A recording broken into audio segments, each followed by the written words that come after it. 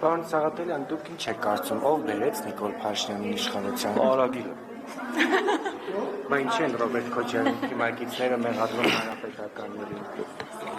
Ես այդ հարցին առիթ ունեցել եմ անդրադառնալու, լրացիչ ասելիք չունեմ, որովհետև հիմա իրոք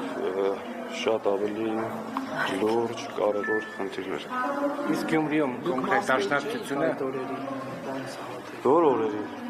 Նիկոլ Փաշինյանը, որ եկավ իշխանության դաշնակցությունը կողմը քվեարկեց, որ օգնեց Նիկոլ Փաշինյանին։ Դու եթե այդ հարցով Նարեկ ջան ուզում ես ասես, որ Նիկոլ Փաշինյանին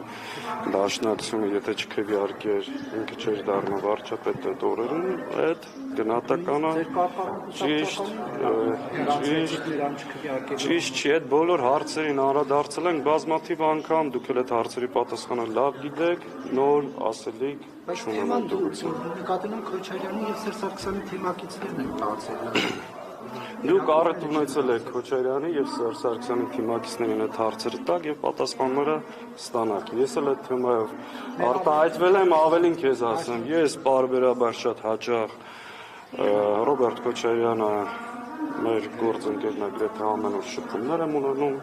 Սերժ Սարգսյանի հետ անհրաժեշտության դեպքում հանդիպում ենք, քննարկում ենք, ես իմ բոլոր տեսակետները այդ հարցերի վերաբերյալ ասել եմ, այս պահին լրացիչ հրապարակային ասելիք չունեմ։